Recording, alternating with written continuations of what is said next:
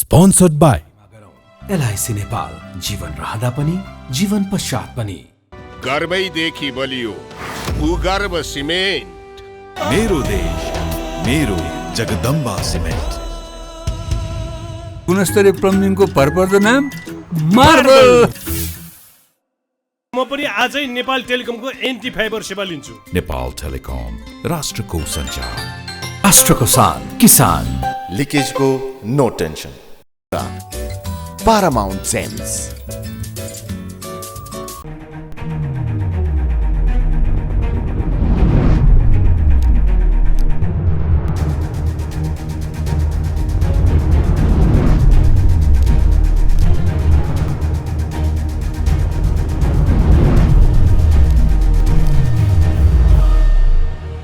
नमस्कार आदरणीय दर्शक, आजको जनता जान्न चाहन्छन् कार्यक्रममा हामी समग्र देशको राजनीति विषयवस्तुमा गहिरोमा गएर छलफल गर्दैछौँ। 5 दलीय गठबन्धनले विजय प्राप्त गरेको छ। यस पटकको स्थानीय तहको निर्वाचनमा तपाईहरु सबैलाई थाहा छ, नेपाली कांग्रेस पहिलो नम्बरको पार्टी बनेको छ भने एमाले दोस्रो नम्बरको पार्टी बनेको छ। 5 दलीय गठबन्धनले एमालेलाई हराउनको लागि जताततै चुनावमा तालमेल गरेको थियो, तर पनि एमाले दोस्रो पार्टी बन्न भने सफल भएको छ। एमालेले अहिलेसम्म कति सिट जित्यो तपाईहरु सबैलाई थाहा छ। हामी यस बारेमा चर्चा गर्न चाहदैनौँ। नेपाली कांग्रेस, एमाले, माओवादी केन्द्र, जसपा, लोसपा र अन्य दलको बारेमा पनि आज हामी चर्चा गर्न चाहन्छौँ। नेपाल कम्युनिस्ट पार्टी एकीकृत समाजवादीको पनि आज हामी चर्चा गर्न चाहन्छौँ। यस पटकको स्थानीय तहको निर्वाचनमा सबै पोलिटिकल पार्टीले जितेका छन्, आफ्नो अस्तित्व कायम गर्न सफल भएका छन्। त्यसैले आज हामी राप्रपाको पनि कुरा गर्न चाहन्छौँ। राप्रपाले कतिवटा सिट जित्यो स्थानीय तहमा र अन्य सानातिना सबै दलले चुनाव जितेको। रेशम चौधरीको पार्टीले पनि चुनाव जितेको छ स्थानीय तहमा, कैलालीमा। हामी यसबारे पनि चर्चा गर्न चाहन्छौँ। त्यसैले यस पटकको स्थानीय तहको निर्वाचनमा नेपाली कांग्रेस, एमाले, माओवादी केन्द्र, जसपा, एकीकृत समाजवादी, लोसपा र सानातिना सबै दलको कुरा गरिरहँदाखेरि, 5 दलीय गठबन्धनको कुरा गरिरहँदाखेरि शीर्ष नेताहरू यतिखेर आन्तरिक छलफलमा जुटेका छन् र माधवकुमार नेपालको भने असन्तुष्टि हत्तै बढेको छ। माधवकुमार नेपालको भनाइ के छ भन्दाखेरि अहिलेको अवस्थामा कांग्रेस र माओवादी केन्द्रले धोका दियो, सहमति तोड्यो र सिट सङ्ख्या पनि कम दियो र जहाँ जहाँ हामीलाई सहयोग गर्नु पर्थ्यो त्यहाँ सहयोग गरेन भनेर उहाँहरूको झलनाथ खनालको, माधवकुमार नेपालको प्रतिक्रिया बाहिर आइरहेको छ। आज हामी यसबारेमा चर्चा गर्न चाहन्छौँ। समग्र रूपमा स्थानीय तहको निर्वाचनको समीक्षा गरिरहँदाखेरि अझै पनि परिणाम आउन धेरै बाँकी छ। किन मतगणना ढिलो भइरहेको छ? कारण के हो? निर्वाचन आयोगले भनेको थियो 1 साताभित्र सबै परिणाम आउँछ भनेर, किन आएन? निर्वाचन आयोगले भनेको कुरा किन पुरा भएन? आज हामी यसबारे पनि चर्चा गर्न चाहन्छौँ। र विजयी भएका उम्मेदवारहरू खुसियाली मनाइरहेका छन् र उनीहरू यतिखेर जनताको घर दैलो कार्यक्रममा फेरि पनि गएका छन्। जताततै खुसियाली छ र सभा भइरहेको छ, विजय र्याली भइसकेको छ, कतिपय ठाउँमा हुँदैछ। हामी यसबारे पनि चर्चा गर्न चाहन्छौँ। जनताहरूमा उत्साह छ, उमङ्ग छ। काठमाडौँ महानगरपालिकामा यतिखेर बालेन शाह अगाडि हुनुहुन्छ, केशव स्थापितले उहाँलाई पछ्याउँदै हुनुहुन्छ। सृजना सिंहले पनि अब मतको कुरा गर्दाखेरि बिस्तारै केही मत बढाउँदै हुनुहुन्छ। काठमाडौँ महानगरपालिकामा कसले जित्ला? ललितपुरमा चिरीबाबु मर्जनले जित्ने कति सम्भावना छ? हामी यसबारे पनि चर्चा गर्न चाहन्छौँ। भने हामी पोखरातिर जान चाहन्छौँ। पोखरा महानगरपालिकामा कसले बाजी मार्ला? धनराज आचार्य कि कृष्ण थापा? धनराज आचार्यले सुरुदेखि नै अगाडि बढाइरहनु भएको छ आफूलाई। धनराज आचार्यले जित्ने सम्भावना बढेको हो त पोखरामा। र हामी वीरगञ्जको कुरा गर्न चाहन्छौँ। वीरगञ्ज महानगरपालिकामा साँच्चीकै राजेश मान सिंहको पल्ला भारी भएको हो त? त्यहाँको वास्तविकता के छ? हामी समीक्षा गरिरहेका छौँ दिनभरि नै। प्राइम टाइम टेलिभिजनमा तपाईँहरू सबैलाई थाहा छ, देशभरिको मतगणनाको कुरा गर्दाखेरि, मत परिणामको कुरा गर्दाखेरि, परिणाम आइसकेपछि विजय भएका उम्मेदवारहरूको प्रतिक्रिया पनि हामीले देखाएका छौँ। उहाँहरूको दृष्टिकोण पनि हामी सम्प्रेषण गरेछौँ। र हामी विराटनगरतिर जान चाहन्छौँ। विराटनगर महानगरपालिकामा पनि यसपटक कांग्रेसले फेरि पनि बाजी मार्ने सम्भावना हत्तै बढेको छ। कांग्रेस जित्न लागेको हो त विराटनगर महानगरपालिकामा। हामी यसबारे पनि चर्चा गर्न चाहन्छौँ। र हामी समग्र रूपमा 6वटै महानगरपालिकाको चेरभार गर्दैछौँ र भरतपुरमा रेणु दाल अग्रपङ्क्तिमा हुनुहुन्छ र विजय सुवेदीले रेणु दाललाई पछ्याइरहनु भएको छ। हामी त्यतातिर पनि जान चाहन्छौँ। समग्र रूपमा हामी स्थानीयताको निर्वाचनको परिणामको बारेमा समीक्षा गरिरहनेछौँ लगातार। र आजको जनता जान्न चाहन्छ कार्यक्रममा हामी प्री बजेटको छलफलको बारेमा पनि चर्चा गर्न चाहन्छौँ। संसदमा बजेटको बारेमा छलफल भएको छ, तर बजेट कस्तो आउँदैछ, कस्तो बजेट ल्याउनुपर्छ देशको समग्र विकासको लागि, समृद्धिको लागि र किसानको लागि, जनताको लागि बजेट आउनु पर्यो। र हाम्रो देशमा अहिलेसम्म किसानको लागि बजेट आएन, आए पनि कार्यान्वयन भएन। मलको जहिले पनि अभाव, बिउको जहिले पनि अभाव। अब त्यस्तो अभाव नहोस्, सरकारले किसानको लागि ध्यान दियोस्, हाम्रो आग्रह छ। र शीर्ष नेताहरूले पनि यतिखेर सोच्नै पर्छ, नेताहरू गम्भीर बन्नै पर्छ। स्वतन्त्र व्यक्तिहरूले पनि यसबाट चुनाव जित्ने सम्भावना हत्तै बढेको छ। किन बढ्यो, कारण के हो? हामी खोतल्ने छौँ लगातार। दलहरूको गतिविधिबाट जनता रुष्ट भएकै हो त, नेताहरूप्रति जनताको वितृष्णा बढेकै हो त, वास्तविकता के हो? आज हामी विशेष खुलासा गर्न चाहन्छौँ र आज हामी देशको समग्र राजनीति विषयवस्तुमा चिरफार गर्न चाहन्छौँ। स्थानीयताको निर्वाचनको परिणाम धमाधम आइरहेको छ। अब दलहरूले के गर्लान् त, कसरी दलहरू अगाडि बढ्लान् त, उनीहरूको रणनीति के होला त? नेपाली कङ्ग्रेसको प्रधानमन्त्री शेरबहादुर देउवा के गर्दै हुनुहुन्छ बालुवाटारमा? हामी यसबारे पनि चर्चा गर्न चाहन्छौँ। म केही समयको विश्रामपछि आउनेछु। आजको जनता जान्न चाहन्छन् कार्यक्रममा स्थानीयताको निर्वाचनमा विजयी उम्मेदवारहरूसँग हामी लगातार बहस गर्नेछौँ। हाम्रो बिचमा दुईजना विजेता हुनुहुन्छ। तपाईँहरूले चिनेको जानेको व्यक्तित्व हुन्छ उपेन्द्र कार्कीजी, तपाईँलाई पनि कार्यक्रममा स्वागत गर्न चाहन्छु। मेयरमा विजय हुनुभयो, तपाईँलाई बधाई दिन चाहन्छु। गजेन्द्र मर्चनजी, तपाईँलाई पनि स्वागत गर्न चाहन्छु र विजय हुनुभयो, बधाई दिन चाहन्छु। यहाँहरू दुवैलाई बधाई दिइसकेपछि अब भन्नुहोस्, तपाईँको नगरपालिकाको योजना के छ? गोदावरी नगरपालिकाको बताउनुहोस् जनतालाई। एकदमै सर्वप्रथम तपाईँको यो प्राइम टेलिभिजन मार्फत सम्पूर्ण गोदावरी नगरवासी मतदातालाई विशेष धन्यवाद दिन चाहन्छु। उहाँहरूप्रति म आभार प्रकट पनि गर्न चाहन्छु। उहाँले दिनुभएको मतलाई म एकदमै शिरोधार्य गरेर म अगाडि बढ्छु। दोस्रो कुरा, मेरो योजना भनेको पहिलो मैले 5 वर्ष कार्यकालमा जति काम गरेँ त्यो अपूर्व कामलाई मैले पूर्णता दिनेछु भने, दोस्रो अबको भनेको मेरो पूर्वाधार शिक्षा स्वास्थ्यलाई पहिलो प्राथमिकता राखेर म काम गर्ने। विगतमा तपाईँले 5 वर्षमा गर्न सकेका काम अब गर्न सक्नुहुन्छ होइन? 5 वर्ष सबै काम गोदावरीमा म गर्न त्यहाँको जनताको लागि छ नि, के गर्नुहुन्छ? नगरवासीको हितको लागि म सबै काम गर्ने प्रयासमा छु।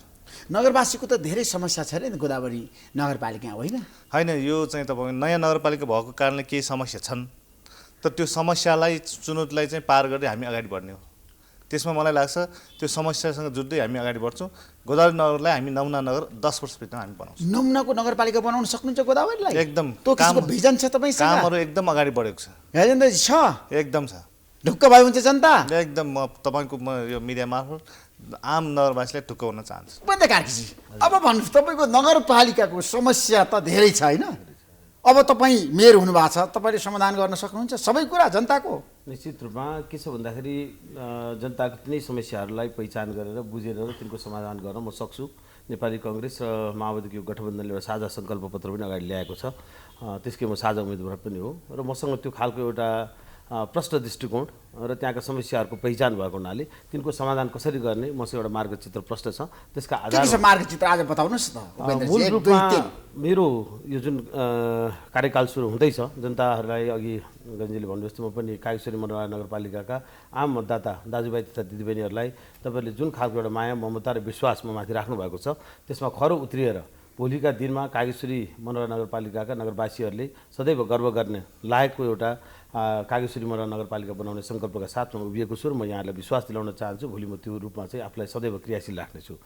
मूल रूपमा अहिले यो नगरपालिका सञ्चालन गर्दा गर्दा मैले चाहिँ के हेरेको छु भने सबैभन्दा पहिला यो नगरपालिका सञ्चालनको एउटा पद्धतिलाई नै अलिकति स्थितिमा बसाल्नु पर्ने मैले देखेको छु। यहाँ चाहिँ जे खालको एउटा स्थानीय सरकारको अवधारणा अनुसार यो चाहिँ यसलाई साधन स्रोत अधिकार र यसलाई चाहिँ जिम्मेवारीहरू दिएको छ, त्यो कुरालाई चाहिँ एउटा हामीले लोकतान्त्रिक मूल्य मान्यता र पद्धति अनुरूप एउटा जनताको सहभागितामा, त्यहाँका सबै सरकारवालाहरू पक्षहरूको नियमित सहभागितामा समन्वयमा त्यहाँको विकास निर्माणको प्रक्रियालाई अगाडि बढाउनु अत्यन्त आवश्यक छ, जुन कुरा हामीले विगत 5 वर्षमा धेरै नै मिस गरेका छौँ। त्यसले गर्दा के छ भने विकास निर्माणमा जनताको ओनरसिप अत्यन्त कम भएको छ। यसले त्यो विकासहरूलाई दिगो नहुने र त्यो विकास निर्माणका कुराहरूमा जनताले अपनत्व नराख्दा त्यहाँ चाहिँ धेरै खालका सुशासन लगायत अन्य समस्याहरू देखिएका छन्। यतातर्फ मेरो पहिलो ध्यान हुनेछ। अर्को कुरा यो हामीलाई थाहा छ, स्थानीय सरकारको गठन सँगसँगै हामीले चाहिँ यसलाई कार्यपालिका, व्यवस्थापिका र न्यायपालिकाको तिनटै अधिकार यसले प्रयोग गर्न सक्ने खालको एउटा निकायको रूपमा यसलाई चाहिँ हामीले जिम्मेवार बनाउन खोजेका छौँ। तर यो क्रममा हामीले हिजोकै जस्तो स्थानीय चाहिँ निकाय सञ्चालनको पद्धतिलाई बढी हावी गराइरहेका छौँ। अहिले त्यहाँबाट त्यसो विगतमा भएका गलत कामलाई तपाईँ प्रोत्साहन निरुत्साहित गर्नुहुन्छ नि? त्यहाँ विकास निर्माणमा होइन भ्रष्टाचार भयो, धेरै कामहरू भएको छन्, विकृतिहरू छ नि, त्यहाँ मैले गलत कामहरू भएको छन् विगतमा होइन भएका छन्। ती सबै कुराहरूप्रति हामीले चाहिँ खबरदारी पनि हिजोदेखि गरेका छौँ। अब त्यसलाई करेक्सन गरेर सही बाटोमा लिएर जाने हाम्रो जिम्मेवारी हो, त्यसलाई पुरा गर्छौँ। मूल मैले यसलाई छोटकरीमा भन्नुपर्दा यसलाई स्थानीय सरकार सञ्चालनको मूल्य, मान्यता र लोकतान्त्रिक पद्धति अनुरूप कार्यपालिका, न्यायपालिका र व्यवस्थापिकाको तिनटै अधिकारलाई सुव्यवस्थित ढङ्गले त्यहाँका सबै स्टेक होल्डर्सहरूको सहभागितामा अगाडि बढाउने मेरो पहिलो प्रयत्न हुनेछ। दोस्रो, त्यहाँको समस्याहरूको पहिचान गर्दा काठका सबै नगरपालिकाहरू एउटा बस्ती विकासको क्रममा तीव्रतम रूपले अगाडि बढिरहेका छन्, तर त्यसलाई व्यवस्थित गर्न सकिएको छैन र यो सहर झन्झन कुरूप हुने खतरा बढेको छ। त्यसलाई व्यवस्थित एउटा सहरी विकासको अवधारणा ढालेर मैले अहिले हाम्रो नगरपालिकाभित्र नै स्मार्ट सिटीको कन्सेप्ट भनेर अहिले चाहिँ सहरी विकास मन्त्रालयले सारेको करिब 5-7 वर्ष अगाडि भइसक्यो, तर त्यसले एउटा मूर्त रूप लिन सकेको छैन। स्मार्ट सिटीको आवश्यकता छ र तपाईँको नगरपालिका? म यही भन्दैछु तपाईँलाई, एउटा मेगा प्रोजेक्टको रूपमा त्यो कन्सेप्ट आयो, बनाउन सक्दा अत्यन्त राम्रो, तर आज 5 वर्षसम्म हामी डिपिआर एउटा कम्प्लिट गर्न नसकेर त्यो योजनालाई मेलम्ची जस्तै 28, 30, 50 वर्षसम्म जनताको सम्पत्ति रोका राखेर त्यहाँ कुनै खालको एउटा चाहिँ योजना सञ्चालन गर्न सक्ने परिस्थितिमा त्यस्तो खालको कल्पना स्मार्ट सिटीको गरेर भएन। हामीले इम्प्लिमेन्ट हुन सक्ने, लागू हुन सक्ने, तत्काल गर्न सकिने त्यो खालको योजना, बस्ती विकास योजना लान आवश्यक छ। त्यसरी हामीले भनेका छौँ हामी साना स्केलमा त्यहाँको जनता, जग्गा धनी, निजी क्षेत्र र नगरपालिकाको साझेदारीमा हरेक वडामा एउटा नमुना बस्तीहरू 25-50 रुपैयाँको जग्गामा एउटा चाहिँ अन्तर्राष्ट्रिय मापदण्डहरू पुरा गरेको एउटा बस्तीहरूको चाहिँ विकास चाहिँ हामी गर्नेछौँ 5 वर्षभित्रमा। त्यो चाहिँ गर्न सकिने चिज भयो। तत्काल त्यो जग्गाहरू खण्डीकरण अहिले पनि भइरहेका छन्। व्यवसायहरूले अहिले पनि जग्गाको प्लटिङ र प्लानिङको राउमा जग्गाहरूलाई चाहिँ नि खण्डीकृत गरेर बेच्ने काम भएको, तर त्यो व्यवस्थित छैन। त्यहाँ जे पूर्वाधारहरू हुनुपर्ने त्यो कुराहरूमा चाहिँ हामीले केही पनि नपुर्याइकन खाली जग्गाकोलाई खण्डीकरण गर्ने काम गरेका छौँ। त्यसले त्यहाँ विकास निर्माणको खर्चलाई सरकारी जग्गा अधिग्रहण पनि भएको छैन तपाईँको नगरपालिकामा? नगरपालिकामा हाम्रो चाहिँ धेरै सरकारी जग्गा भएको नगरपालिका हो अहिले पनि, र त्यसको चाहिँ के छ भन्दाखेरि एक त धेरै ठाउँमा त्यसको संरक्षणका लागि ठोस पहल कदमी हुन सकेको छैन। दोस्रो, धेरै ठुला प्लट जग्गाहरू चाहिँ के छ भन्दाखेरि यो सार्वजनिक प्रति जग्गाहरू चाहिँ नि लिजको नाउँमा विभिन्न खालका प्रतिष्ठान, फाउन्डेसन, राजनीतिसँग सम्बन्धित एउटा सङ्घ संस्थाहरूलाई आफ्नो राजनीतिक उद्देश्यका निम्ति दिने कामहरू भइरहेको छ। त्यसबाट प्रतिफल आइरहेको छ र जे उद्देश्यका लागि ती जग्गाहरू लिएको त्यो खालका कामहरू त्यहाँ भइरहेका छन्। त्यसैले हामी यो कुरामा पनि भोलिको दिनमा रिभ्यू गरेर त्यसको व्यवस्थित प्रयोग हुने काम गर्छौँ। र तपाईँले अघि सोध्नुभयो जस्तै मैले छोटकरीमा म 4-5 वटा बुँदा भन्न चाहन्छु। हाम्रो नगरपालिकाको एउटा व्यवस्थित प्लानिङ समस्या हो बस्ती विकास भने, दोस्रो त्यहाँको खानेपानी सबभन्दा ठुलो समस्या हो। हामी चाहन्छौँ अब हाम्रो सबभन्दा ठुलो लगानी हामी यो खानेपानीमा गर्न आवश्यक छ।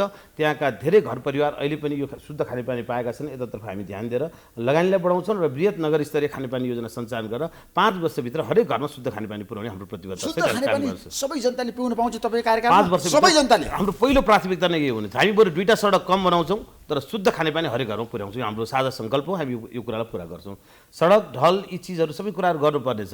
फोहोर मैलाको व्यवस्थापन, वातावरण संरक्षण, मनोरा नदी, बागमती नदीको नियमित संरक्षण प्रदूषित हुँदै गइरहेका छन्। त्यहाँको चाहिँ तपाईँको बागमती नदी त दूषित भइरहेछ नि, बागमती नदी स्वच्छ हराभरा बनाउन हो, सक्नुहुन्छ? दूषित भएर त्यसमा तपाईँ हामीलाई थाहा छ नेपाल सरकारले यति ठुलो एउटा चाहिँ नि तपाईँको विकास समिति अन्तर्गत बागमती ढल सुधार यो आयोजनाको नाउँबाट सुरु भएको, यसले चाहिँ वर्ल्ड ब्याङ्क, एडिबी लगायत सारासँग पैसा लिएर आज त्यहाँ प्रशोधन केन्द्रदेखि लिएर नदीको ब्युटिफिकेसनका कामहरू अगाडि बढाइरहेको छ। तर त्यसले एउटा गति लिन सकेको छैन। त्यहाँ धेरै खालका समस्याहरू छन्, जग्गा धनीहरूका समस्याहरू छन्। त्यसपछि आएर तपाईँको त्यो कामलाई चाहिँ व्यवस्थित अगाडि कहिले चाहिँ रकमको अभावले कहिले त्यहाँ उठ्ने विभिन्न समस्यालाई समाधान नगर्दा त्यो कामहरू भइरहेका छन्।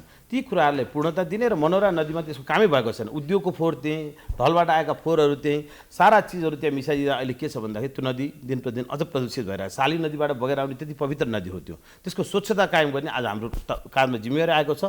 त्यसका लागि हामी व्यवस्थित एउटा प्लानिङमा काम गर्छौँ। फोहोर मैला व्यवस्थापनका कामहरूलाई नगरपालिकाले फोहोर सङ्कलन गर्नेतर्फ मात्रै केन्द्रित गरेको छ। त्यसलाई वैज्ञानिक फोहोर मैला व्यवस्थापनको प्रणालीमा ढाल्नु आज हाम्रो लागि अर्को जिम्मेवारी र चुनौती बनेको छ। हामी त्यतातर्फ पनि हामी काम गर्छौँ। फोहोरलाई स्रोतबाटै सेग्रिगेट गरेर त्यसलाई हामी चाहिँ नि व्यवस्थित गर्ने गरी भोलिका दिनमा हामी काम गर्छौँ। यो नक्सा पास लगायतका सारा चिजहरूमा सेवा प्रवाह जुन गर्ने छ त्यो कुराहरूमा चाहिँ हामीले के सबै नगरपालिकाहरूले चाहिँ झन्झटिलो प्रक्रियाहरू अपनाएका छन्।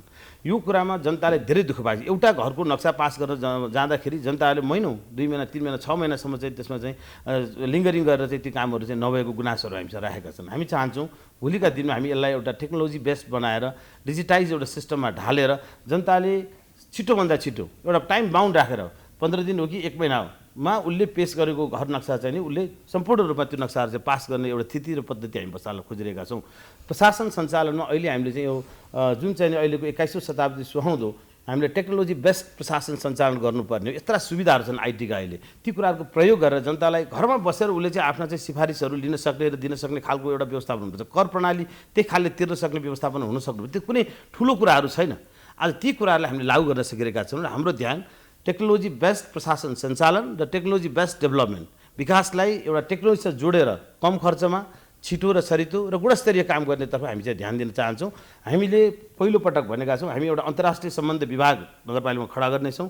त्यसका मार्फतबाट स्किल रिसोर्स र त्यही नलेज हामी चाहिँ नि विभिन्न अन्तर्राष्ट्रिय क्षेत्रमा भएका हाम्रा चाहिँ नेटवर्कहरूलाई प्रयोग गरेर राष्ट्रिय अन्तर्राष्ट्रिय सङ्घ संस्थाबाट त्यसलाई चाहिँ जुटाउनेछौँ। हामी एउटा चाहिँ अध्ययन केन्द्र किशुनजी अध्ययन तथा अनुसन्धान केन्द्र सन्त नेता किशुनजी त्यहाँबाट पटक पटक चुनाव लड्नु भएको एउटा आदर्श व्यक्तित्व हुन्छ राजनीतिको। उहाँको नाउँमा आजसम्म कहीँ पनि एउटा ठोस एउटा चाहिँ पहिचान हुने काम हुनु छैन। हामी उहाँको नाउँमा एउटा किशुनजी अध्ययन तथा अनुसन्धान केन्द्र बनाएर त्यहाँ मार्फत रिसर्चका कामहरूलाई परिऋषि रिसर्च टेक्नोलोजी रिसर्चका कामहरूलाई युवाहरूको सहभागिता बनाएर व्यापक रूपमा लानेछौँ र अन्तमा हाम्रो सहरको छुट्टै एउटा पहिचान बनाउनुको लागि हामी त्यसलाई एउटा स्पोर्ट्स सिटीको रूपमा डेभलप गर्ने अवधारणासहित जानेछौँ। हामी चाहन्छौँ नेपाल सरकार होइन भाषण त धेरैले गर्छन् उपेन्द्रजी, तर काम गर्न धेरै गाह्रो हुन्छ। तपाईँले जुन बेली विस्तार बताउनु भयो होइन, इतिवृत्तान्त बताउनु भयो, यी सबै कामहरू गर्न सक्नुहुन्छ? यस्तो छ हेर्नुहोस्, यो जनैको गाँठो पर्छ, धागोको गुजुल्टोलाई गाँठो परेपछि त्यसलाई सँगल्ने विधि आफूलाई थाहा भयो भने त्यो सँगल्न सकिन्छ। प्रष्ट भिजन हुनु पऱ्यो। काम गर्ने तरिकाहरू हामीले चाहिँ जान्यो भने मलाई लाग्छ कुनै ठुलो कुरा छ। राम्रो काम गर्न खोज्दाखेरि सहयोग गर्ने हातहरू र निकायहरू प्रशस्त हुन्छन्। यो हाम्रो समाजमा धेरै उदाहरणहरू चाहिँ स्थापित भइसकेको छ। काम गर्न चाहनेलाई सहयोगको अभाव हुँदैन, न स्रोतको अभाव हुन्छ न साथ र सहयोगको अभाव। अब तपाईँको नगरपालिकाको कुरा गर्न चाहन्छु। गोदावरी नगरपालिका मैले गएर चुनाव अघि पनि बहस गरेको थिएँ तपाईँलाई राखेर होइन। अहिलेको अवस्थामा अब तपाईँले चुनाव जितेर आउनु, दोस्रो पटक चुनाव जित्नको लागि धेरै गाह्रो हुन्छ, किनभने काम गर्न नसक्ने मान्छेहरूलाई जनताले मन पराउँदैन, पराजित गर्छन्। यसपटक पनि धेरै मान्छेले चुनाव हारेका छन्। अब तपाईँ जितेर आउनु भएको छ, मलाई के बताउनुहोस्। गोदावरी नगरपालिकामा धेरै समस्या छ भन्ने कुरा तपाईँलाई पनि थाहा छ।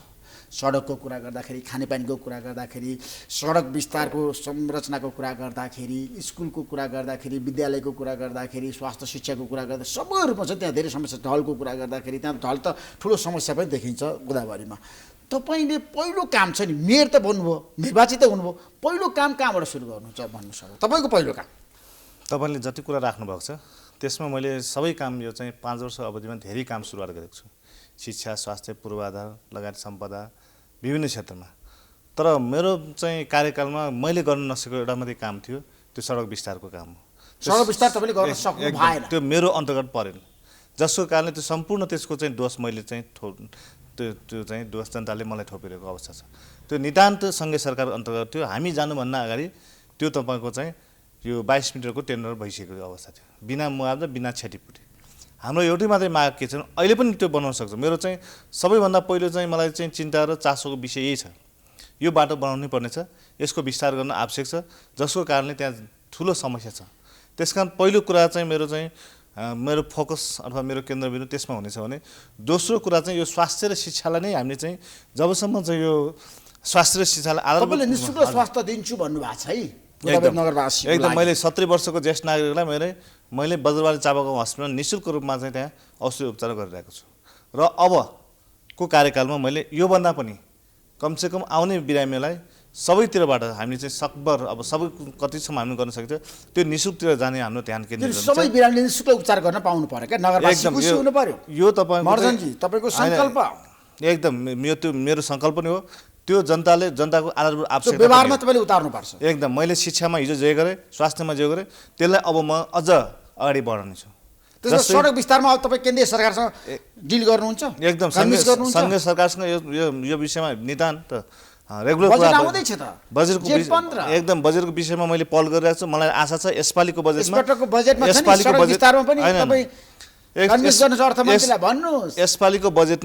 यो सडक विस्तारको चाहिँ क्षतिपूर्तिको चाहिँ विषयमा चाहिँ बजेट चाहिँ राख्ने मैले आश्वासन पाएको छु।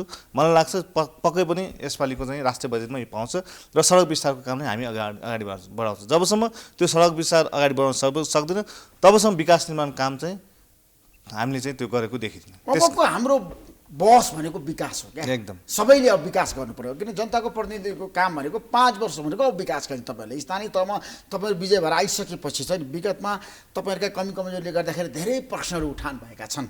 अब तपाईँको नगरपालिकामा जनताले प्रश्न उठाउन नपाओस्, त्यो पारदर्शी होस्। तपाईँले जनतासँग बसेर छ नि छलफल गरेर कस्तो विकास निर्माण गर्ने के गर्ने भन्ने कुरा चाहिँ अब तय गर्नु पर्यो क्या, योजनाहरू बनाउँदाखेरि। एकदम मलाई पक्का जनतासँग अन्तर्क्रिया गर्नु मेरो आग्रह छ। एकदम तपाईँको सुझाव एकदम मान्न पनि तयार छु। तर जनताको हिजोको मैले काम गरेको आधारमा आज मलाई चाहिँ फेरि दोस्रो पटकले मलाई पठाएको छ। त्यसकारण म जनतासँग, त्यहाँका विशेषज्ञसँग, त्यहाँका बुद्धिजीवीहरूसँग सबैसँग सल्लाह गरेर आगामी 5 वर्षको मैले चाहिँ मेरो सङ्कल्प अनुसारको म रणनीति बनाउँछु। त्यो अनुसार मैले 10 वर्षको मैले कार्यकाल सम्हाल्दै गर्दाखेरि एउटा चाहिँ छाप कमसेकम गोदावरी नगरपालिकामा यस्ता किसिमका कामहरू भए भन्ने कुरा चाहिँ त्यो छापमा। अब सरकारी जग्गा चाहिँ अतिक्रमण भइरहेछ तपाईँको नगरपालिकामा, धेरैले मलाई भन्छन् त्यो वास्तविकता हो कि होइन? छैन, एकदम गलत कुरा हो।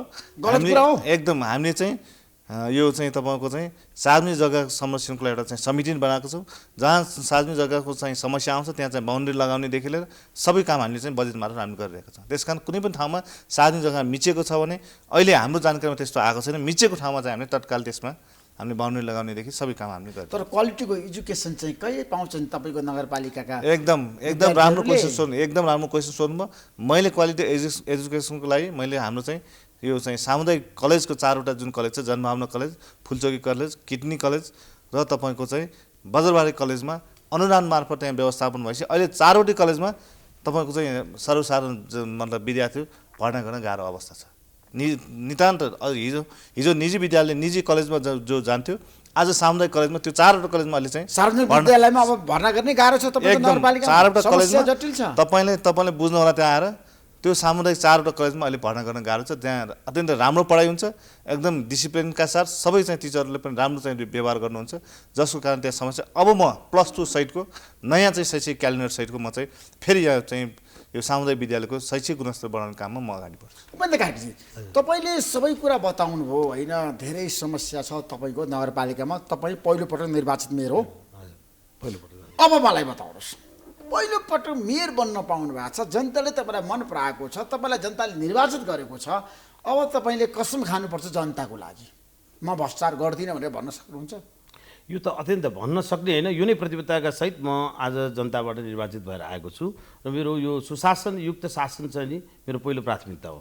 यसका लागि हामीले चाहिँ नि यो भ्रष्टाचार गर्दिनँ भन्ने मात्रै होइन, गर्न नदिने र यसमा शून्य सहनशीलता अपनाएर मैले जनतालाई भनेको छु आम कार्यक्रम मार्फत मत माग्ने बेलामा कि 1 वर्षभित्र तपाईँले मैले बोलेका जुन वचनबद्धता प्रतिबद्धताहरू छन् त्यो कुराहरू पुरा गर्ने बाटोतर्फ लागेको तपाईँले भेट्नु भएन भने मेरो कार्यकक्षमा आएर तपाईँले मलाई जुत्ताको माला लगाइदिनु भयो हुन्छ भनेर मैले खुला रूपमा भनेको छु। जनताले पनि त्यही भनेको छु, खुला रूपमा भनेको छु। यदि तपाईँको नगरपालिकामा भ्रष्टाचार भयो भने तपाईँलाई जनताले जुत्ताको माला लगायो हुन्छ हैन? स्पष्ट रूपमा मैले भनेको छु यो नगरपालिकामा मैले यसलाई पूर्ण रूपमा सुशासनयुक्त र भ्रष्टाचार मुक्त नगरपालिका बनाउने मेरो प्रतिबद्धता हो। म यो बाटोमा लिएर जान्छु। यसका लागि मैले केही चिजहरू तपाईँसँग चाहिँ मैले अघि सेयर गर्दै थिएँ कि म निर्वाचित हुने बित्तिकै मैले भन्छु स्थानीय सरकारहरू जित्नेको मात्रै भयो। धेरै पटक हामीले हेऱ्यौँ अघिल्लो शासन सञ्चालनको चाहिँ यो सरकार हो, यो सरकारलाई हामीले जित्नेको मात्रै बन्न दिनु हुँदैन। त्यहाँको सम्पूर्ण नगरवासीहरूले अपनत्व लिने खालको एउटा वातावरण बनाउनुपर्छ। मैले यसको लागि पहिलो प्रयास 2वटा चाहिँ म निर्वाचित भएको केही दिनभित्र मैले गर्नेछु। नम्बर 1 म त्यहाँका सबै सक्रिय राजनीतिक दलका नेतृत्वहरू रहेको एउटा राजनीतिक सल्लाहकार समिति बनाउनेछु। राजनीतिक सल्लाहकार समिति बनाउनेछु। म उहाँहरूको सल्लाह सुझावलाई नियमित रूपमा राखेर दोस्रो मैले त्यहाँको एउटा विज्ञहरू हाम्रो नगरपालिकाभित्र उपलब्ध विभिन्न विषयका विज्ञहरू राखेर एउटा विज्ञ सल्लाहकार समिति मैले गठन गर्नेछु र तिनीहरूसँग नियमित अन्तर्क्रिया गरेर छलफल गरेर उहाँहरूका पनि सकारात्मक र राम्रा सल्लाह र सुझावहरूलाई ग्रहण गरेर नगरपालिकामा आफूले लागू गर्न खोजेको योजना र कार्यक्रमहरू उहाँहरूसँग सेयर गरेर त्यसको अपनत्व उहाँहरूसँग बाँडेर मैले चाहिँ एउटा दिगो विकासको अवधारणालाई चाहिँ अँगालेर भोलिका दिनमा कामहरू गर्ने मेरो चाहिँ ऊ छ। म किनभने नगरपालिकालाई एउटा मैले अघि भनेको जित्नेको मात्र होइन, उपविजेता बनेका अलिकति केही मत अझ कम प्राप्त गरेका र चाहिँ अन्य स्टेक होइन हार्नेलाई पनि सँगै लिएर जाने लिएर जानुपर्छ। यो गर्दाखेरि के हुन्छ, त्यसले विकास निर्माणको प्रक्रियामा विरोध अन्तर्विरोध होइन कि त्यसले सहजीकरण तर गर्छ चुनाव भन्ने हारिसकेपछि बुझाइ हुन्छ। जितेको मान्छेले कहिले नबोलाउने परम्परा छ यो हामीले हाम्रो विगत देशमा। 5 वर्षमा भोग्यौँ देख्यौँ र त्यसले आज हिजो धेरै जितेका मलाई भने मानिसहरू म त देशभरि यसपटक छ नि बसमा हिँडी हो, तपाईँलाई थाहा छ हो, मिची महाकाली एउटा अभियान लिएर धेरैको भनाइ छ चुनाव जितिसकेपछि हार्नेलाई व्यवस्था गरिदिने हो। यो चाहिँ मेरो पहिलो प्राथमिकता मैले राखेको छु र म यसलाई व्यवहार त लागू गर्छु। यो कुनै खालको एकछिन देखाउनका लागि र यो सेरेमोनियल चिज पनि हुने छैन। यो नियमित अन्तर्क्रिया छलफल गर्ने र उहाँहरूलाई पूर्ण शासन सञ्चालनमा हामी पनि सहभागी छौँ है भन्ने अनुभूति दिलाउने चाहिँ मेरो पूर्ण प्रतिबद्धता छ। अब देशमा धेरै भ्रष्टाचार भएको छ त्यो कुरा तपाईँ स्वीकार्नुहुन्छ होइन नगरपालिकाहरूमा पनि धेरै भ्रष्टाचार भएको मैले देखेँ यसपटक। अब तपाईँको भीष्म प्रतिज्ञा होइन भ्रष्टाचार हुन नदिने भयो भने जनताले जुत्ताको माला लगाओस् भनेर तपाईँले खुला भन्नुभयो। मैले भनेको छु हजुर, त्यो तपाईँको छ नि एजेन्डा नै हो। एजेन्डा हो त्यो। तर हाम्रो देशमा छ नि नेताहरूलाई कब्जामा पार्ने आफ्नो प्रभाव पार्ने धेरै शक्तिशाली बिचौलियाहरू छन् नि तपाईँ कहाँ पनि धेरै आउन सक्छ नि काम लिनको लागि। सही कुरा हजुरले भन्नुभएको सही कुरा त्यही हो। नेतृत्वमा बस्ने क्षमता भएका मान्छेहरूमा चाहिँ एउटा त्यसलाई पहिचान गर्न सक्ने र त्यो जालोलाई चिर्न सक्ने क्षमता हुनुपर्दछ। हामी आफै लोभमा फस्यौँ भने हामीले धेरै मानिसहरूको भविष्य नगरवासीहरूको एउटा सपनालाई चाहिँ हामीले तुहाउन गइरहेका छौँ भन्ने बुझ्नुपर्छ र त्यो चाहिँ हामीले चाहिँ नि ख्याल गरेर अलिक त्यसमा संवेदनशील भएर काम गऱ्यौँ भने हामीले नगरवासीहरूबाट धेरै माया सद्भाव निरन्तर रूपमा पाउने पनि छौँ। र हामी चाहिँ यो राजनीतिक फिल्डमा लागेको के हो भन्दाखेरि व्यापार व्यवसाय गर्थ्यो होला, यदि पैसाकै लागि मात्रै हामी धेरै कुराहरूको चाह भइदिएको भए हामी एउटा इज्जत प्रतिष्ठा राखेर समाजका लागि एउटा के भने सकारात्मक योगदान के गर्न सकिन्छ आफ्नो लेभल द बेस्ट। तर नेताहरूले व्यापार गर्न थालिनु उपेन्द्रजी हाम्रो देशमा। अनि यो समस्या हो। तपाईँले चाहिँ अब यो छ मैले भने तपाईँलाई के छ भने विकृतिहरू हरेक चिजमा छन् तर विकृतिलाई न्यूनीकरण गर्ने चाहिँ तर्फ आजको युवाहरू हामी जस्ता युवा नेतृत्वहरू जसलाई चाहिँ जनताले विश्वास गरेर अवसर दिएको छ हाम्रो कर्तव्य हो। हामीले हिजो के भयो होइन अब के गर्नेतर्फ हाम्रो चाहिँ ध्यान हुनुपर्छ भन्ने चाहिँ मेरो बुझाइ छ। गजेन्द्रजी मलाई के बताउनुहोस् भन्दाखेरि गोदावरी नगरपालिकामा धेरै समस्या हुँदाहुँदै पनि तपाईँले चुनाव जित्नुभयो दोस्रो पटक दोहोऱ्याएर आउनु भएको छ। जनताका धेरै किसिमको तपाईँलाई छ नि प्रश्नहरू पनि छन् नि। अब विगतमा भएको कमी कमजोरी नहोस्, राजनीति नेतृत्व सुध्रिनु पर्यो, यसपटकको निर्वाचनमा स्वतन्त्र व्यक्तिहरूले पनि मत पाइरहेछन् किन भन्दाखेरि तपाईँहरूको कमी कमजोरी। किनभने नेताहरूले चुनाव जितिसकेपछि जनतालाई बिर्सन्छन्, जनतासँग सम्बन्धै विच्छेद गर्छन् क्या। त्यो काम चाहिँ नहोस् है। आजको मेरो एउटा सङ्कल्प तपाईँहरूलाई बोलाएर एउटा अनुरोध, किनभने म अब लगातार जनताबाट निर्वाचित मेयरलाई राखेर बहस गर्दैछु किनभने तपाईँहरूको एउटा विचार जनतामा जाओस्। तपाईँले बोलेको कुरा पुरा गर्नुहोस् है। एकदम पुरा गर्न सक्नुहुन्छ एकदम त्यसमा तलमाथि हुँदैन। नितान्त कुरा के हो? जनतासम्म तपाईँले गएर जुन बाचा गर्नुभएको छ नि चुनाव जितेर गइसकेपछि म सबै कुरा गर्छु त्यो गर्न सक्नुहुन्छ? होइन नितान्त रूपमा तपाईँको मैले तपाईँ के भन्नुपर्छ हिजो जनताको लागि गर्ने चाहिँ शासकहरूले शासन गर्थ्यो। अहिले हामी निर्वाचित भएर गइसक्यो हिजो 5 वर्षको अनुभवले हामीले त्यो थाहा पाइसक्यो गरिसक्यो नि हामी नितान्त रूपमा सेवक भएर काम गरेको छ। 5 वर्षको अन्तरालमा हामीले धेरै चाहिँ तपाईँको हिजो आरोप के थियो भने कि निर्वाचित भएर गइसकेपछि हाम्रो गाउँ फर्किने वडा फर्किने टोलमा फर्किने भन्ने थियो। तर मैले यसपालि घर डोलो गर्दै जाँदाखेरि चुनावको अभियानमा जाँदाखेरि कहीँ पनि त्यस्तो आरोप कहीँ पनि खेप्नु पऱ्यो किनभने म सबै ठाउँमा गएको छु, सबै जनताको सेवामा सबै नगरवासीको सेवामा दुःख सुखमा मैले साथ दिएको छु, जसको कारणले मैले चाहिँ कुनै ठाउँमा त्यस्तो अब्जस्ट मैले पाएन। त्यसकारण म अहिले पनि यो 5 वर्ष मेरो कार्यकाल पनि नितान्त जनताको सेवक भएर काम गर्नेको नितान्त नगरवासीको सेवक भएर काम गर्नु। मैले कुनै चाहिँ त्यहाँ लप्पन छप्पन गर्नुपर्ने मैले कुनै केही काम गर्नुपर्ने तलमाथि गर्नुपर्ने कुनै कारणै छैन। त्यस कारणले मलाई चाहिँ दोस्रो पटकलाई पठाएको छ मेरो नगरवासी। तर लोभ लाभ र छ नि व्यक्तिगत स्वार्थमा धेरै मान्छे फसेको छ नि। अनि यस्तो छ त्यसमा चाहिँ हामीले चाहिँ नितान्त पुरै रूपमा चाहिँ 100% हामीले चाहिँ यसमा चाहिँ उनी गर्छु भन्नुपर्ने सक्दैन। तर हामीले त्यस्तो चाहिँ कुनै गलत प्रक्रिया गलत कामहरू चाहिँ तपाईँ कार्यक्रममा गलत काम गर्नुहुन्न? एकदम नितान्त रूपमा गलत काम म पनि गर्दिनँ, कसैले गर्न पनि दिन्न, रोक्नुहुन्छ गलत काम गर्नेलाई। त्यसो उपेन्द्रजी हाम्रो देशमा चाहिँ राजनीतिक नेतृत्वप्रति जनताको वितृष्णा देख्नु भएको छ तपाईँले, विगतमा पनि तपाईँले हेर्नु भएको छ। यसपटकको निर्वाचन त्यो किसिमको छ नि जनमतहरू आइरहेछ। किन आयो भनेदेखि स्वतन्त्र व्यक्तिहरूप्रति किन मतदाताहरूको झुकाव देखियो? कारण के रहेछ खोतल्नुभयो? यही हो यो किनभने मान्छे जनताहरूले चाहिँ के छ भने अपेक्षा जे छ गरिरहेको यो 21औं शताब्दीमा आज राष्ट्रिय विश्व समुदायलाई उनीहरू नजिकबाट हेरिरहेका छन्। कुन ठाउँमा कसरी विकासले गति लिएको छ, त्यहाँका राजनीतिक नेतृत्वले कस्तो खालको प्रभावकारी भूमिका खेलिरहेका छन्, जनताप्रति कति उत्तरदायी भएर काम गरिरहेका छन्, कति जवाफदेही छन्, यो सारा विश्वका उदाहरणहरूलाई उनीहरूले एक ठाउँमा राखेर हेरिरहेका छन्। अनि आफ्नो देशमा आफ्नो समुदायमा आफ्नो चाहिँ नि पालिकामा गरेका काम कारबारलाई हेर्दा उनीहरूको सन्तुष्टिपूर्ण रूपमा छैन। उनीहरूले चाहिँ मेरो यो चाहिँ नि नगरपालिकाको मेयर प्रमुख अथवा चाहिँ नि तपाईँको वडा अध्यक्ष अथवा माथिको चाहिँ नि मन्त्री यो किन त्यतिकै चाहिँ नि एउटा चाहिँ नि तपाईँको जनताप्रति उत्तरदायी भएर काम गरेको हामी चाहिँ महसुस गर्न सक्दैनौँ, उनीहरूको प्रश्न छ। यो आम सबैमा लागु हुने कुरा होइन, तर के छ भने एकाध समस्याहरू जो राजनीतिक नेतृत्वमा देखिएका छन्, मान्छे असल कर्म गरिरहेका राजनीतिक नेतृत्वहरू पनि छन् र अलिकति गलत बाटोतर्फ लम्किएका राजनीतिक नेतृत्वहरू पनि छन्। तर अहिले के भने यो गलत केही साथीहरूले गर्दाखेरि, राजनीतिक नेतृत्वहरू गलत कुराहरूको प्रभावमा परेर काम गर्दाखेरि त्यसले आम राजनीतिक क्षेत्रलाई आज चाहिँ के छ भन्दाखेरि अलिकति प्रदूषित बनाएको महसुस चाहिँ नि तपाईँको आम जनसमुदायले गरेको छ। विशेष गरी युवा समुदाय के चाहन्छ भने फास्ट ट्र्याकमा यहाँको परिवर्तन चाहन्छ, ऊ कुनै कुरामा कम्प्रोमाइज गर्न चाहँदैन, ऊ चाँडोभन्दा चाँडो आफ्नो मुलुकलाई पनि एउटा समृद्धिको यात्रामा लिएर गएको हेर्न चाहन्छ। अझै पनि त परिपक्व पुस्ताको चाहिँ हालिमुहाली छ नि त, 70 काटेको पुस्ताहरूले फेरि पनि हाम्रो देशमा नेतृत्व गरिरहेछन्। तपाईँकै पार्टीमा पनि देशको प्रधानमन्त्री शेरबहादुर देउवाको अवस्था हेर्नुहोस्, ठिक हो, केपी शर्मा ओलीको अवस्था हेर्नुहोस्, ट्रान्सफर्मेसनको नेपालको अवस्था हेर्नुहोस्, तपाईँले भन्नु सबै नेताको सही कुरा यहाँ चाहिँ के यो ट्रान्सफर्मेसनको प्रोसेस चाहिँ हाम्रो के छ भने 60-65 काटिसकेपछि मान्छेले छ नि युवा पुस्तालाई बिस्तारै नेतृत्व हस्तान्तरण गर्नु पर्दैन, खोइ त त्यो परम्परा हो। यो या तपाईँले भन्नुहोस् हाम्रो सिस्टममा केही चाहिँ नि समस्याहरू देखिन्छन्, त्यो सिस्टमले नै यो कुराहरूलाई चाहिँ करेक्सन गर्नुपर्ने हो कि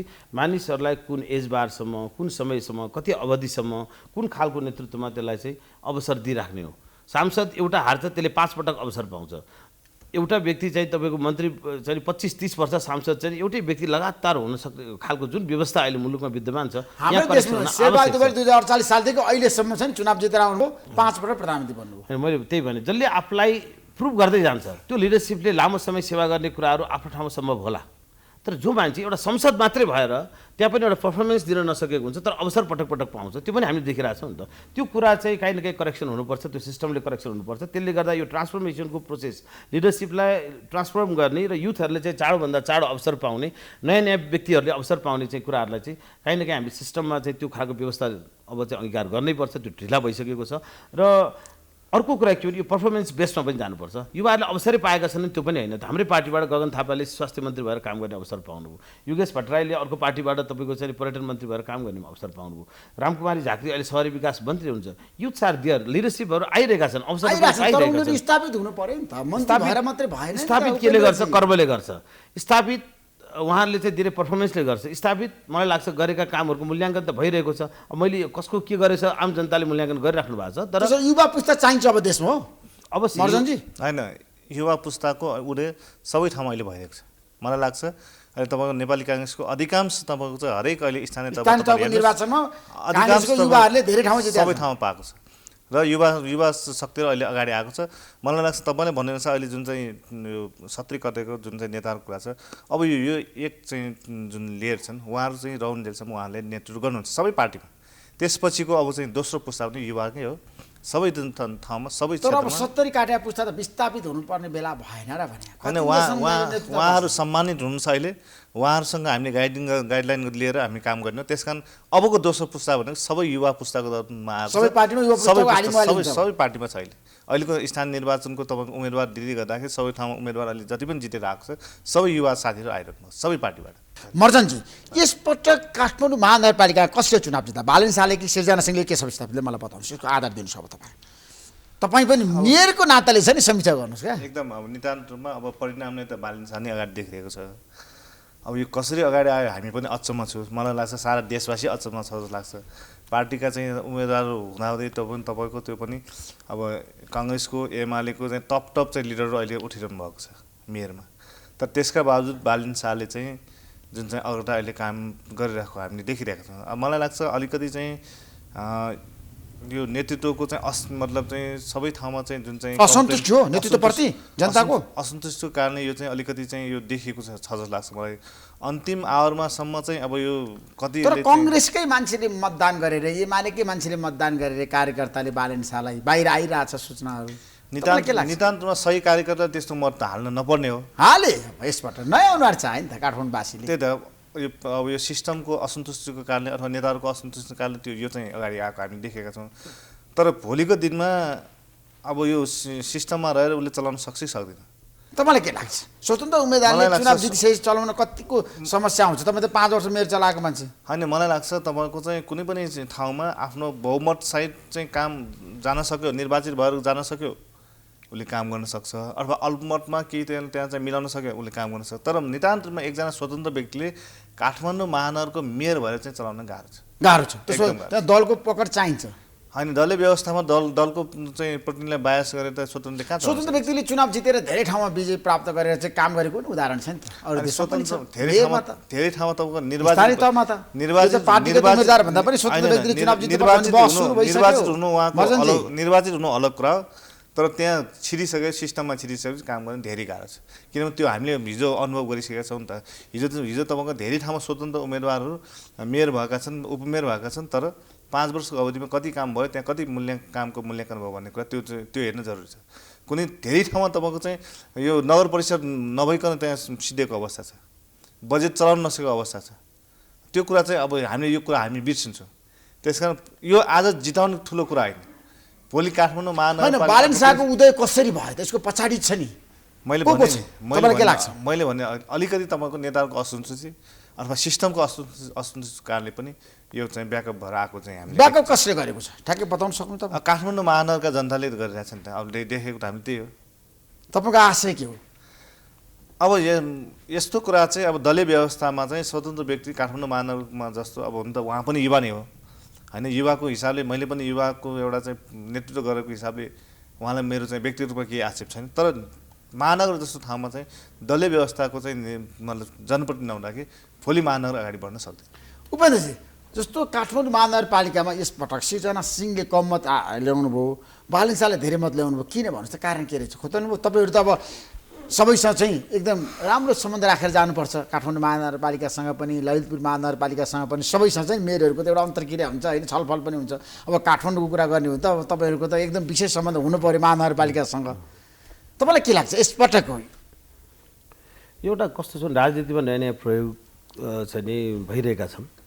अब हामी दलीय व्यवस्थामा विश्वास गर्ने र बहुदल चाहिँ नि एउटा चाहिँ नि पार्टीहरू त्यहाँ रहन्, तिनीहरूले आपसमा प्रतिस्पर्धा गरून्, जनताले चुनेका ती दलका प्रतिनिधिहरूले शासन व्यवस्था गरून् भन्ने हाम्रो चाहिँ नि एउटा त्यो चाहना छ। र हामी दलीय व्यवस्थामा चाहिँ दलकै प्रतिनिधि चाहिन्छ र स्वतन्त्र राम्रो व्यक्तिले काम गरेर मात्रै हुन्छ। तपाईँ हामी त्यही व्यवस्था अन्तर्गत रहेर हामी काम गरिरहेका छौँ। व्यक्तिमा असीमित अधिकार क्षमताहरू हुन सक्छन्, त्यसको कदर समाजले, राज्यले, विविध ढङ्गले गर्नु, जनताले गर्न सक्छन्। त्यो कुरामा हाम्रो भन्नु कुरा के पनि छैन। तर अहिले गजनजीले भन्नुभएको जस्तो कुरा के हो भने हामी जुन सिस्टममा छौँ त्यो सिस्टमभन्दा बाहिर गएर काम गर्दाखेरि त्यसले सपोर्ट गर्छ कि गर्दैन। भोलि त्यो त्यहाँबाट चाहिँ हामीले चाहिँ सही रिजल्ट प्राप्त गर्न सक्छौँ कि सक्दैनौँ। एकछिन हामीले हेऱ्यौँ योभन्दा पहिला पनि साझा विवेकशील लगायतको विभिन्न राजनीतिक दलहरू स्थापित हुन खोजे र उहाँहरूले चाहिँ जनताको बिचमा आएर चाहिँ नि नयाँ ढङ्गले हामी राजनीतिलाई अगाडि बढाउँछौँ भनेर वाचा प्रदान गर्नुभयो। तर त्यहाँ मत पनि पर्यो, तर त्यसको रिजल्ट के? बिचमा ती शक्तिहरू आफैमा विलय हुन पुगे, त्यसले चाहिँ आपसमा विभाजित भए, विलय भए। त्यसमा हिजो लागेका सक्रिय भएका राजनीतिक नेतृत्वहरू जो चाहिँ हामी नेतृत्व गर्छौँ भनेर प्रतिनिधि भनेर उठ्नुभयो, आज उहाँहरू नै एउटा छरपष्ट भएर रहेको अवस्था देखिन्छ। यो चाहिँ के भने एउटा चुनौती हो। राजनीतिमा हामीले चाहिँ सम्भावना एकातिर होला, तर त्यहाँ देखिन सक्ने विभिन्न खालका समस्याहरूलाई पनि सही बेलामा आकलन गर्नुपर्छ। अहिले मलाई चाहिँ के लाग्छ भने काठमाडौँमा जुन खालको अहिले महानगरपालिकामा एउटा हामी सबैलाई एउटा मत परिणाम आइरहेछ नि, बालन शाहको एकदम धेरै मत आयो क्या, सोचे भन्दा पनि बढी मत आयो होइन। जनताहरूले दलीय उम्मेदवारलाई उहाँले पछाडि पार्नुभयो किशोर विस्थापित सिर्जना सिंहलाई। तपाईँहरूको लागि चुनौती हो नि। म भन्दैछु त्यो यो राजधानी हो, हेर्नुहोस् यो देशको राजधानी, त्यसको महानगरपालिका सबभन्दा पुरानो महानगरपालिका। यहाँ धेरै पोलिटिकल इन्ट्रेस्टहरू, धेरै शक्तिहरूको चाहिँ गाँसिएकै हुन्छ। यसलाई चाहिँ म चाहिँ बालन शाहलाई सिङ्गो एउटा व्यक्तिको रूपमा मैले चाहिँ हेर्न सकेको छैन। उहाँको क्षमताप्रति उहाँले जुन जनतालाई विश्वास दिलाउन सक्नुहुन्छ मेरो सलाम छ, म एकदम सम्मान गर्छु। त्यसो उहाँको पछाडि को होला त? कुन शक्ति? काहीँ न काहीँ मेरो त एकदम स्पष्ट यसमा चाहिँ धारणा छ। यो कुरा चाहिँ भोलि मैले आज रिसर्च गरेर भनेको होइन, आज बताइदिनु सही कुरा होइन, यो सही कुरा मेरो जेनरल आकलन हो। जो दलीय व्यवस्थाप्रति जसको विश्वास छैन त्यो शक्तिहरू, दलीय चाहिँ शक्तिहरू चाहिँ नि अहिले चाहिँ नि तपाईँको असान्दर्भिक भइसके भन्ने खालका कुराहरूलाई पुष्टि गर्न धेरै ठुलो प्रयत्न र प्रयास भइरहेको छ। त्यसकै आधारमा हिजो भएका केन्द्रीय स्तरमा मैले अब ग्रान्ड डिजाइन जनताको मतप्रति म अविश्वास तर यहाँ कहीँ न कहीँ मैले भने यहाँलाई एउटा लामो राजनीतिक पृष्ठभूमि भएका व्यक्तिहरू, जो दलहरू, तिनले उठाएका प्रतिनिधिहरू प्रति जनताको विश्वास कम हुने, तर एकजना व्यक्ति आएर सारा समाजलाई चाहिँ परिवर्तन गर्छ र त्यसको चाहिँ त्यसले चाहिँ यसलाई चेन्ज गराउन सक्छ भन्ने विश्वास बिल्डअप भइरहेको छ।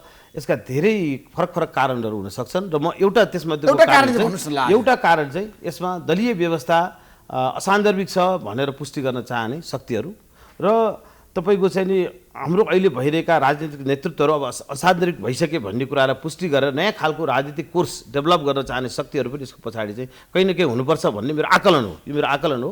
तर म बालेन शाहजीले दिनुभएको विश्वास, जनतालाई दिलाउनु भएको विश्वास, त्यो उहाँले व्यक्तिगत रूपमा भएका चाहिँ उहाँका कमिटमेन्टहरूप्रति मेरो सम्मान छ, त्यसमा भन्नु केही पनि छैन। जनताले भोलि त्यो भर्डिक्ट दियो भने हामीले त्यो पनि एकचोटि प्रयोग गरेर हेरौँला। तर मेरो विश्वास के छैन भने एउटा सिङ्गो व्यक्तिले यो समाजलाई परिवर्तन गर्ने कुराको नेतृत्व हाम्रो व्यवस्थाभित्र गर्न सक्छ। खोजेको छ नि त नगरवासीले, खालि पुरानै नेताहरूलाई किन जिताउने, उनीहरूले काम गर्न सकेन, असफल भए, त्यसैले बालेन शाहले गर्न सक्नुहुन्छ भने जनताको भरोसा छ नि त। हजुरले एकदम सही ठाउँमा यो कुरालाई चाहिँ उठान गर्नुभएको छ। मैले भने एउटा चिज मैले त्यो भने, तर फरक चिज के छ भने हामीभित्र पनि समस्या छ। व्यवस्था चलाउने नेतृत्वभित्र पनि समस्या देखिएका छन्, व्यवस्थाभित्र पनि समस्या देखिएको छ र हिजो अवसर पाएका नेतृत्वहरूले दिएको एउटा चाहिँ पर्फर्मेन्स त्यसप्रति पनि जनताको असन्तुष्टि छ। यी सबै कुराको गठजोडले पनि के रहेछ, त्यो त्यस खालको पोलिटिकल इन्जिनियरिङ गर्न चाहने शक्ति समूहहरूलाई चाहिँ के छ बल पुऱ्याइरहेको छ। किनभने मान्छेहरू एउटा हुइममा हिजो किन हामीले जिताएर पठाएको त, फलानु नेतृत्व गर्यो तर त्यसले त यो पर्फर्मेन्स दिन सकेन, यो काम गरेन। खोइ हिजो विद्यासुन्दर साक्य हुनुहुन्थ्यो, उहाँले दिएको पर्फर्मेन्सप्रति जनताको सन्तुष्टि रहेन, अर्को नेतृत्व हुने त्यो रहेन। त्यसका कारणले के छ भने एउटा तबका मान्छेहरू विशेष गरी युवा पुस्ता चाहिँ कि मैले अहिले पनि भने उहाँहरू फास्ट ट्र्याकमा चेन्ज खोजिरहेको छ। युवा पुस्ताले मेरो समाज गतिशील भएर चाँडोभन्दा चाँडो परिवर्तन होस्, तर यहाँ त्यो कुराको रिजल्ट नदेखिँदाखेरि, परिणाममुखी ढङ्गले काम नेतृत्वले गर्न नसक्दाखेरि के छ भने युवा पुस्ता राजनीतिप्रति पनि र नेतृत्वप्रति पनि उहाँहरूको वितृष्णा बढेको छ। त्यसको पनि एउटा कारण हो। यसले त्यता पनि सघाइरहेछ। त्यसो तपाईँले भन्नु बालेन शाहको पछाडि पूर्व राजा ज्ञानेन्द्र शाहको हात छ भनेर भन्न खोज्नु भएको हो। म अहिले त्यसरी म स्पष्ट तपाईँको सङ्केत लाग्यो मलाई। दलित व्यवस्थामा हाम्रो देशमा छ नि स्वतन्त्र व्यक्तिले चुनाव जित्नु भनेको नराम्रो पक्ष चाहिँ होइन। फेरि मैले भने त कुनै पनि स्वतन्त्र व्यक्ति पनि आउन सक्छ। त्यसो भए त स्वतन्त्र उम्मेदवारै नहुने व्यवस्था भइहाल्थ्यो नि। हाम्रो व्यवस्थाले त्यसलाई पनि स्वीकार गरेको छ। दलका उम्मेदवारले राम्रो काम गरेन, जनताले नयाँ स्वतन्त्र व्यक्तिलाई खोजे, बालेन शाहलाई मतदान गरे। एउटा तबका जनताको विकल्प खोजिरहेको छ राजनीतिमा, सही नेतृत्व, सही व्यक्तित्व, त्यसको आधारमा यो खालको व्यक्तित्वलाई उहाँले चोइस गरिरहेको छ।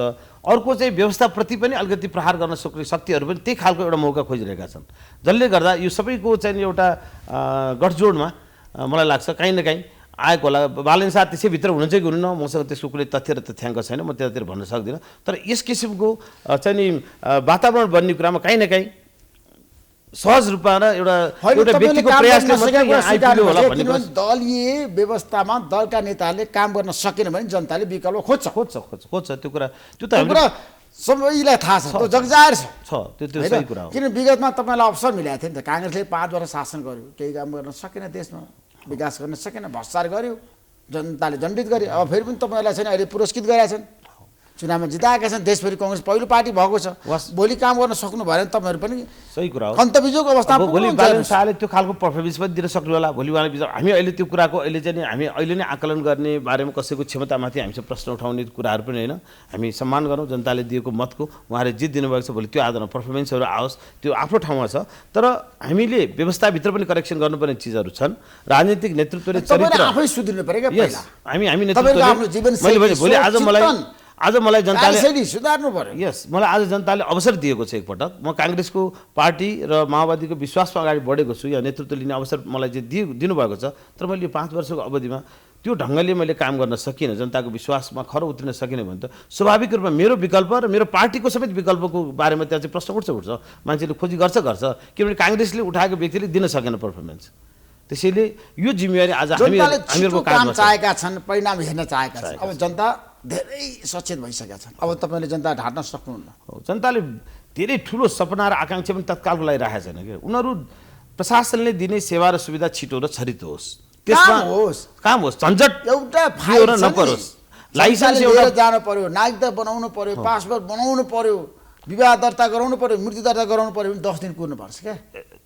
केही समस्या छ नि तपाईँको। त्यही मैले भन्ने उल्लेख पाउने सेवा र सुविधा छिटो छरितो र एउटा अन्तर्राष्ट्रिय रूपमा प्र्याक्टिस भइरहेका टेक्नोलोजी बेस्ड भएर उसले सहज ढङ्गले पाउन सक्ने कुराहरू पायो भने मलाई लाग्छ धेरै हदसम्मको असन्तुष्टि त्यहीबाट देशभरि नै स्वतन्त्र उम्मेदवारहरूले जितिरहेको छ। जस्तो धनगढी उपमहानगरपालिकामा हेर्नुहोस्, त्यहाँ गोपी हमाल आइरहनु भएको छ। जनकपुर उपमहानगरपालिकामा त्यहाँ मनोज शाह आइसक्नुभयो। धेरै ठाउँमा, इटलीमा किन होला भन्नुहोस् त। त्यही त मैले भने विकल्पका बारेमा अब जनताले आफै विकल्प खोज्न सोच्न थालिसके। खोजिरहेको छ। हामी दलको एउटा घेराभित्र मात्रै बसेर अब हामी विकल्प सोच्दैनौँ भन्ने खालको एउटा यो चाहिँ नि जनमत तयार भएको यसले सङ्केत गर्छ नै होइन। अब यसलाई हामीले चाहिँ नि जनताले दिएको भर्डिक्ट गलत, हामीले सोचेको कुरा सही भन्ने त्यो पोजिसनमा हामी छैनौँ। जनताले के नयाँ चिज खोजिरहेको छ त्यसलाई दलहरूले एड्रेस गर्न खोजे, दलहरूको माध्यमबाट त्यो कुराहरू उनीहरूले प्राप्त गर्ने बाटोमा जान्छन्। दलहरूले त्यसलाई सही ढङ्गले एड्रेस गर्न सकेनन्, त्यहाँ चुक्यो अलमलियो भने उनीहरूले यसै किसिमका फरक फरक एउटा चाहिँ बाटो समातेर वैकल्पिक नेतृत्व गर्छ।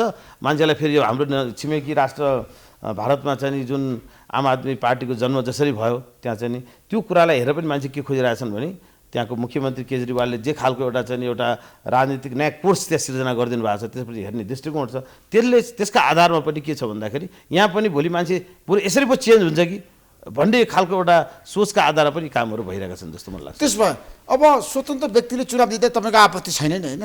एकदम यो त तपाईँको अधिकारकै विषय हो। जनताले जिताए अब होइन जनताले जिताउनु त्यसमा तपाईँले पनि छ नि सहयोग गर्नुपर्छ त्यो त क्या? जनताको अधिकारको विषय हो। जनताले भोलि जिताएको चाहिँ कुनै पनि जनप्रतिनिधिलाई नमान्ने भन्ने कुरै भएन। त्यसकारण भोलि गएर तपाईँको सिस्टमभित्र गएर उसले काम गर्न सक्छ कि सक्दैन त्यो मात्रै कुरा हो कि क्वेसन त्यो हो। यो चाहिँ तपाईँको बालिसाले चुनाव जित्नु भयो भने तपाईँहरू सहकार्य गर्नुहुन्छ? त्यो त अवश्य जनताले दिएको मत हामीले स्वीकार्नु पर्यो, त्यसलाई हामीले सहकार्य मान्नुहुन्छ होइन तपाईँ? उहाँ कसरी जान सक्नुहुन्छ, उहाँले त्यो नेतृत्व लिन सक्नु चाहिँ सक्नु त्यो उहाँको कुरा हो। उहाँको विषय हामीले त अवश्य सहकार्य सहयोग र उहाँको त्यो चाहिँ जनताले दिएको मतलाई सम्मान गरेर सँगै मिलेर अगाडि जानु नै हाम्रो त्यो धर्म तपाईँहरू पूर्वाग्रही भएर असहयोग गर्ने पक्षमा हुनुहुन्न? त्यो हुन सक्दैन, त्यो हुनै जनमतलाई त हामीले मान्नै पर्यो नि। तर जनमतलाई नमान्ने नेताहरू पनि छन् नि हाम्रो देशमा त। छैन त्यो पहिलाको होला होइन। अबको युवा जेनेरेसनमा त्यो जनमतलाई नमान्ने भन्ने कुरा पनि छैन। नमान्ने मान्छेहरू दण्डित हुन्छन् नि, नमान्ने मान्छेहरू दण्डित हुन्छन्। यसपटक एमाले चुनाव किन हार्यो? कारण के रहेछ? तपाईँहरू दुवै विजेता बताउनुहोस्, मेयर बन्नुभयो। यसमा त छर्लङ्गै छ नि। एमाले किन हार्यो भन्ने कुरा त हामीले हिजोको 3.5 वर्षको केपी ओलीको नेतृत्वलाई नै हामीले हेऱ्यौँ नि, जसले चाहिँ पुरै चाहिँ यो देशलाई नै एउटा चाहिँ तपाईँले मैले त्यो धेरै लामो कुरा भनिरहनु पर्छ जस्तो व्याख्या नगर्नु, सिधा प्रश्न सिधा उत्तर दिनुहोस्। हिजोको चाहिँ 3.5 वर्षको कार्यकालमा जनताले जुन अपेक्षा गरेको थियो, जुन चाहिँ आश्वासन पाएको थियो त्यो नहुँदाखेरि अहिलेको परिणाम चाहिँ देशभरि एमाले चाहिँ अहिले तारासे भएर गएको अवस्था त्यो जनताको कारण। तर दोस्रो पार्टी त भयो नि त एमाले, तपाईँले जतिसुकै गठबन्धन बनाए पनि। अनि स्वाभाविक रूपमा पहिलो दोस्रो हुनु त्यो स्वाभाविक हो। तर जनताले जुन चाहिँ दिनुपर्ने मत त दिएन। हिजोको दुईटै सरकारले चलाएको चाहिँ सत्तालाई आज किन चाहिँ यहाँ सबै ठाउँबाट पाखा परिरहेको छ? त्यसो उपेन्द्रजी एउटा निष्कर्ष आजको कार्यक्रम मार्फत हामी के निकालौँ भन्दाखेरि जनताको प्रतिनिधिहरू जवाफदेही हुनु पर्यो, इमान्दार हुनु पर्यो, जनताप्रति चाहिँ वफादार भएर काम गर्नु पर्यो। तपाईँले विगतमा गरेका कमी कमजोरीलाई अब सच्याउनै पर्छ, तपाईँहरू सुध्रिनुपर्छ है। मेरो बारम्बार तपाईँहरूलाई अवश्य अवश्य त्यसको विकल्प छैन। तपाईँहरू जनमुखी बन्नुहोस्, नेतामुखी नबन्नुहोस्, मेरो आग्रह छ। नेताको चाकरी गर्ने कुरा छोडिदिनुहोस्, त्यो कुरा जनताको पूजा गर्नुहोस्, जनता कहाँ जानुहोस्, हात जोड्नुहोस्, भन्नुहोस् म काम गर्छु भन्नुहोस् क्या। एकदम नितान्त रूपमा तपाईँ मैले भने हामी जनताको सेवक हौ, हामी शासक होइनौँ। त्यसकारण हामी जनताको दुःख सुख हरेक विकासमा हामी चाहिँ प्रत्यक्ष रूपमा लाग्ने मान्छे किन चाहिँ त्यहाँ चाहिँ शासक हुनु पर्यो? सेवा सुविधा नलिनुहोस् न तपाईँहरू। तपाईँहरू पनि त गाडी चढ्नुहुन्छ त्यहाँ, जनता चाहिँ हिँडिरहेछन्। होइन यस्तो हुन्छ, गाडीको त्यो कुनै सेवाको विषयमा कुरै होइन। तपाईँको विभिन्न कार्यक्रम हुन्छ, विभिन्न चाहिँ प्रोग्राममा जानुपर्ने हुन्छ, विभिन्न उसमा हुन्छ। त्यस कारण त्यो गाडी चढ्नुमा ठुलो आज मसँग गाडी छैन, हिजो म जनप्रति हुँदा मैले चढेँ, आज मैले छोडेको छु, भोलि अब चाहिँ फेरि सपोर्टपछि मैले लिन्छु। त्यो किन जनताको कामको लागि हो। तपाईँको नगरपालिका एरिया ठुलो छ, सबै ठाउँमा तपाईँको टाइममा पुग्नुपर्ने हुन्छ, त्यसको लागि सुविधा हो कि नितान्त व्यक्तिगत सुविधा केही पनि होइन। व्यक्तिगत सुविधा पनि नलिनु सकेसम्म मेरो आग्रह छ उपेन्द्रजी। हजुर मेरो यसमा चाहिँ भनाइ के छ भन्दाखेरि तपाईँको हामीले फरक ढङ्गले काम गर्न आवश्यक छ। मैले जनतालाई विषय तिनै हुन्छन्। आज हरेक नगरपालिकाका समस्याहरूलाई तपाईँ 18 घण्टा 20 घण्टा कामहरू जनताको सही कुरा, हरेक विषयवस्तुलाई आज नगरपालिका केलाउनु भने लगभग समान विषयहरू छन्। सडक सबै ठाउँमा चाहिएको छ, शिक्षामा गुणस्तर सबैमा चाहिन्छ, स्वास्थ्यको अवस्था सबै ठाउँमा सुधार हुनुपर्छ, सुशासन सबैलाई चाहिएको छ, कृषि पर्यटन पूर्वाधार लगायतका सारा चिजमा त्यसले चाहिँ व्यवस्थित गरोस् भने ठाउँ हेरिकन प्राथमिकता केलाई दिने भन्ने कुरा एउटा विषय होला। यिनै विषय हुन्, तर यी विषयलाई कसरी प्राथमिकीकरण गर्ने र त्यसलाई कसरी एउटा कार्य कुशल ढङ्गले चाहिँ एउटा चाहिँ परिणाममुखी ढङ्गले त्यो कुरा सम्पन्न गर्ने, मलाई लाग्छ आजको सबभन्दा ठुलो चुनौती यही हो। त्यसैले मैले भन्ने गरेको छु हामी काम त्यही गर्छौँ तर फरक ढङ्गले गर्छौँ, फरक ढङ्गले गर्छौँ, राम्रो काम गर्नुहोस्। त्यसका लागि चाहिँ हामी जानुपर्छ र हाम्रो चाहिँ सोचाइ त्यही छ। मैले अघि पनि भने अब आजको हाम्रो पार्टीले पनि भनेको छ कोखदेखि सोखसम्म स्वास्थ्य र शिक्षामा दोब्बर लगानी बढाऊ भनेर भनेको छ। यो आवश्यकता हो। आज मैले हामीले पनि प्रतिबद्धता व्यक्त गर्छ, गजनजीले पनि भन्नुभयो। अब हामीले चाहिँ मैले स्वास्थ्यको क्षेत्रमा विद्यालय स्वास्थ्यसँग जोडेर बालबालिकालाई त्यहाँ नियमित निःशुल्क स्वास्थ्य परीक्षण र उपचार लगायतका चाहिँ व्यवस्थाहरू, औषध उपचारको व्यवस्थाहरू चाहिँ विद्यालय शिक्षासँग जोडेर त्यसलाई गर्ने, वृद्धहरूको लागि चाहिँ एउटा घरमै स्वास्थ्य सेवा पुर्याउने खालको काम गर्ने, सुत्केरी र बालबालिकाहरूको लागि पोषणयुक्त खाना लगायतको नियमित स्वास्थ्य सुविधाहरू चाहिँ एउटा निश्चित अवधिसम्म नगरपालिकाले निःशुल्क रूपमा गर्ने कुरालाई हामीले प्राथमिकतामा राखेका छौँ। शिक्षामा भएको लगानीलाई हामी दोब्बर बनाउँछौँ। गुणस्तरीय ढङ्गले यसको शिक्षा सञ्चालनको कुरालाई बाल कक्षा शिशु कक्षा सञ्चालनदेखि लिएर उच्च शिक्षासम्मको कुरामा हामीले एउटा नमुना ढङ्गले हामीले चाहिँ काम गर्न आवश्यक छ। खोपो कलेज एउटा हाम्रो यो नगरपालिकाहरूले सञ्चालन गरेको एउटा त्यो होला, त्यो मजदुर किसान पार्टीको नेतृत्व होला, तर त्यसले दिएको सेवा सुविधा र गुणस्तर एउटा नगरपालिकाले दिने पर्फर्मेन्स एउटा नमुना छ। भोलिका ठाउँमा यस्तै खालका नवीनतम ढङ्गले हामीले काम गर्न आवश्यक छ र हामी गर्नेछौँ। 5 वर्षमा जनताको लागि काम गर्नुहोस्। जनताको छ नि कठघरामा तपाईँहरू हुनुहुन्छ। अवश्य हामी मेयर साहब नबन्ने मैले भनेको छु। मलाई जनतालाई पनि मैले आग्रह गरेको उपेन्द्र छु, कार्की जनताको मेयर जनताको भएर भोलि हामी काम गर्नेछौँ, सेवक भएर काम गर्नेछौँ। मैले जनतालाई आग्रह गरेको जनताको छु, सेवक। मेयर साहब सम्बोधनमा पनि छोडिदिनु होला, हामी हाम्रो व्यवहारमा पनि छोड्छौँ। Thank you so much. नमस्कार। यहाँ धन्यवाद। दुवैलाई धेरै धेरै धन्यवाद, बधाई र धन्यवाद। शुभकामना, शुभकामना। धन्यवाद। काम गर्नुहोस् राम्रो। अवसरका लागि धन्यवाद। Thank you so much. म केही समय विश्रामपछि फेरि आउँ। Sponsored by एलआइसी नेपाल, जीवन रहँदा पनि जीवन पश्चात पनि। गर्वैदेखि बलियो भूगर्भ सिमेन्ट। मेरो देश मेरो जगदम्बा सिमेन्ट। गुणस्तरीय प्लम्बिङको भरपर्दो नाम मार्बल। म पनि आजै नेपाल टेलिकमको एन्टी फाइबर सेवा लिन्छु। नेपाल टेलिकम राष्ट्रको सञ्चार। राष्ट्रको शान किसान। लिकेजको नो टेन्सन। Paramount Sense